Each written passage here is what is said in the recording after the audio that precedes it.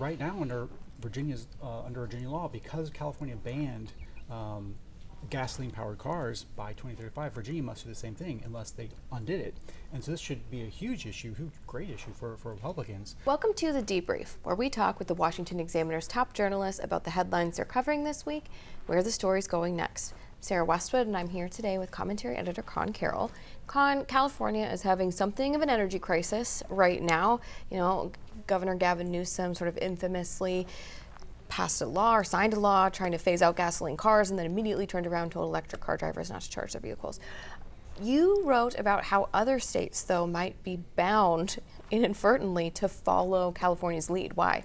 Yeah, it's this crazy thing where two states, Virginia being one of them, right next door, and also Washington State, just above California, they have tied their own state laws to whatever California does. So whatever standards California sets for their cars, Virginia automatically must adopt for their own cars. So right now under Virginia law, because California banned gasoline-powered cars by 2035, Virginia must do the same thing unless they undid it.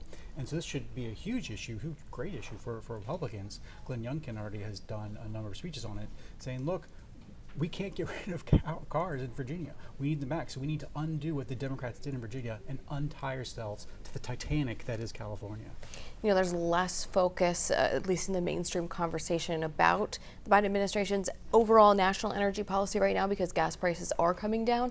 There's new data that shows the extent to which the Biden administration suppressed oil and gas leases. Tell us about that. Yes, this is data from the Interior Department, and they release data showing how many acres of public land administrations have sold at auction to energy companies.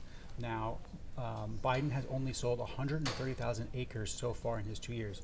Over that same amount of time, Trump had already sold 4.4 million acres. So we're touching orders of magnitude here. Now, once an oil lease is made, it's going to take a long time to get permitting. You got to get the drills, everything else. It's going to take a long time for that oil to get to the market. But still, energy markets function on futures contracts. So when energy companies, energy traders look and see that, look, the spigot is being shut off on public lands, that's only going to make the price of gas now go up. You also write about this week a sort of illuminating exchange between a Justice Department official and an attorney that was associated with the Alliance Defending Freedom, which is a Christian legal advocacy group. Tell us about that and sort of what it signifies about the Department of Justice under Biden's worldview. Sure. So ADF, the Alliance for Defending Freedom, is not just a Christian advocacy group. You can characterize it in that way. This is a group that is 14-0 on the Supreme Court. There's no other group, legal group in the country that has that record. 14-0. That's great. The nation's highest legal stage. They're undefeated, double-digit wins. It's amazing.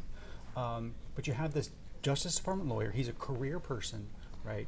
But these people are supposed to be objective. They're supposed to be administering the law in a way that protects all Americans. But this guy called this group ADF a hate group. Now, mind you, this is because they do such terrible things as defend a baker who doesn't want to bake a cake for a same-sex wedding. But for this lawyer, that makes them a hate group. Now, one lawyer having an opinion about one Christian group, you know, maybe that's not a big deal. But coming on the back of Biden's speech last week, where he said that all Americans who are pro-life are extremists and a threat to this country, a threat to democracy. When he said that all people who believe in voter ID are a threat to this country, that makes it a little bit more of a bigger issue. And so we really need to see if American people are going to have any type of faith in the Department of Justice and the FBI and national law enforcement, you know, statements like this have to be addressed by this administration. And so far they've had no comment.